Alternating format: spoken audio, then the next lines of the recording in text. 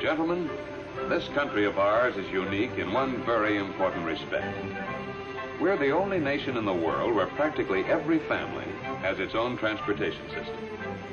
Here in America, there's an automobile for every 4.5 feet. And every car and truck you see on the road was put there by some salesman. The automobile business offered a great opportunity for salesmen in the past, and because car buyers have been so well satisfied with this method of individual transportation, the selling of automobiles offers a still greater opportunity to salesmen today. But the fact that practically every family already has an automobile puts the new car salesman into the trading business. A salesman's job today is to trade the prospect out of his old car or truck and put him in a new one. That's why every Ford salesman must be skilled in trading techniques. And now, gentlemen, we're going to break up this meeting with the usual closing thought. The Ford salesman's biggest investment is his time. Make the most of it. Okay, boys, let's bring in some deals. Herb Porter, and Joe, I'd like to talk to you 2 minutes.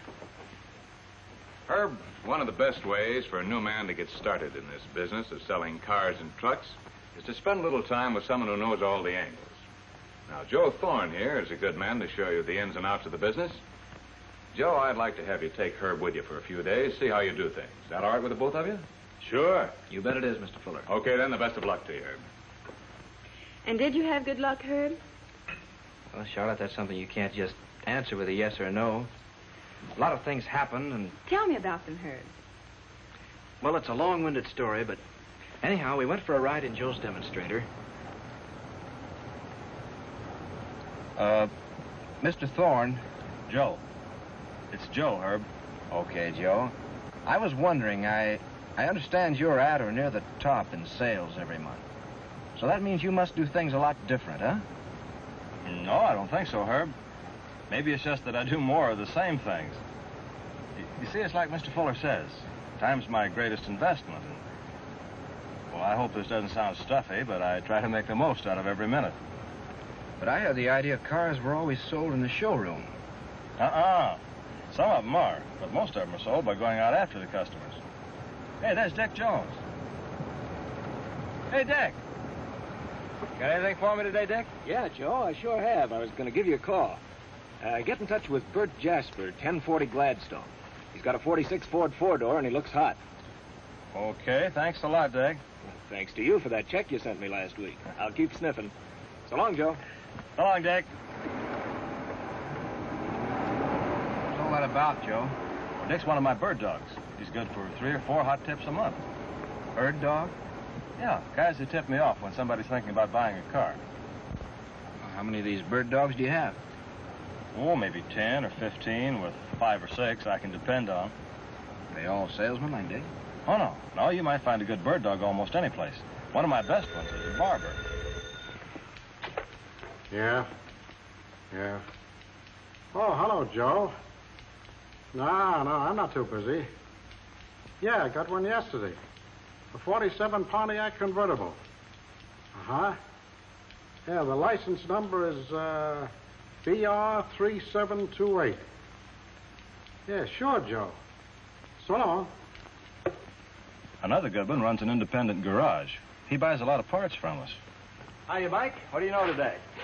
Not much I'm going to let you in on, Joe Thorne. I'll be satisfied if you just tell me who's thinking about buying a new car. Oh, that much I'll do. Customer in here yesterday got his 1946 Ford Coupe fixed up so he could make a better deal on a trade-in. Oh, here it is. Name's Alec Latimer, 230 Forest Avenue.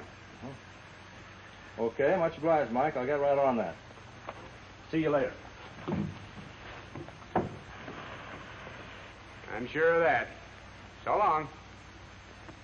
And besides those, I've got another good bird dog who's a car washer and one who works in a gas station. And look what we have here.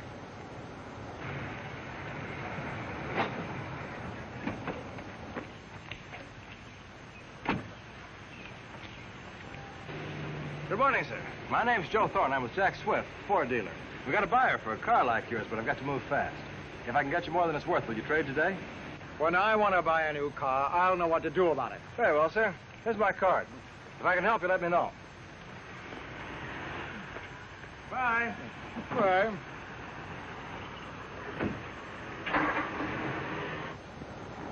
It didn't work so good, did it? Well, maybe not, maybe so. He's got an idea he didn't have before. I might hear from him later. Anyhow, the more you tackle, the more you get. Only time I can sell anything is when I've got a possible customer standing right in front of me. So I ask a lot of people to buy. Oh, there's another one.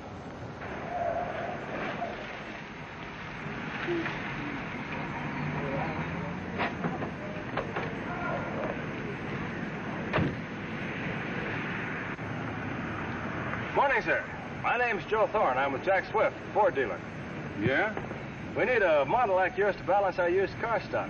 If I can get you a real good deal on a new Ford, would you trade today? What's your offer? Oh, what do you think it's worth? Look, this was your idea. It's up to you to supply the figures. All right. According to the prices in today's paper, your car is worth around $1,000, Mr. A bullet. Yeah, but keep talking. You said you'd give me more than it's worth. And I will, too. How much will it take, Mr. Bullock? Every cent I can get. And that'll come to just about $1,200. I think I can get it through for you at $1,100. Nope. It's $1,200 and no deal. Well, maybe I can get it for you. Suppose you let me take your car over to our place to see what I can do. But what am I going to do for a car? Well, you can use mine, Mr. Bullard. Give you a chance to feel the difference.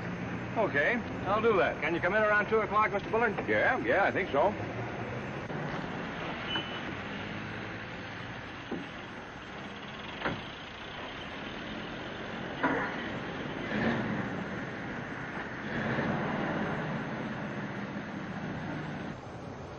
You see, Herb, that'll do two things.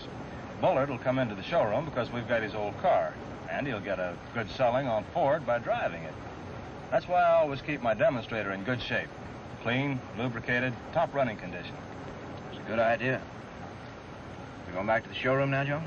No, we've got an appointment at the Thaler nursery. Mr. Thaler's in the market for a 10.5 stake truck. You sell trucks, too? Sure, I sell trucks. That's the beauty of our job. We're not limited in this dealership to passenger cars. We can also sell trucks. Matter of fact, I've got quite a few fleet customers. You know, businessmen who buy both passenger cars and trucks from me. Believe me, that builds up the old paycheck. Yes, I suppose it does. I thought you almost had to be an engineer to sell trucks. Oh, no. Well, of course, now and again, you get into a deal where you have to figure, well, special equipment, weight distribution, that sort of thing. But in cases like that, I just call on the truck specialist or the sales manager to give me a lift. But most of the time, especially on pickups and panels and stakes, the customer has a pretty good idea what he wants. And it's usually just a matter of getting together on price. This is a trading business in trucks, just as it is in passenger cars. But how do you find prospects for trucks? Well, that's sometimes easier than it is to find prospects for passenger cars. The logical place to look, of course, is among people who use trucks. This little folder comes in mighty handy when you want to sell a truck. It shows the kinds of trucks that are used by different businesses. Yeah, it looks all right. Incidentally, do you ever make any cold approaches on truck prospects? Oh, sure thing. Tell me, Joe, the way you go up to strangers and start trading with them, doesn't that take a lot of nerve? No, not after you get used to it. You gotta look at it this way, Herb. Practically everybody would rather be driving a new car or truck than the one they're driving now. So you're doing them a favor when you show them how they can buy one. Well, here we are.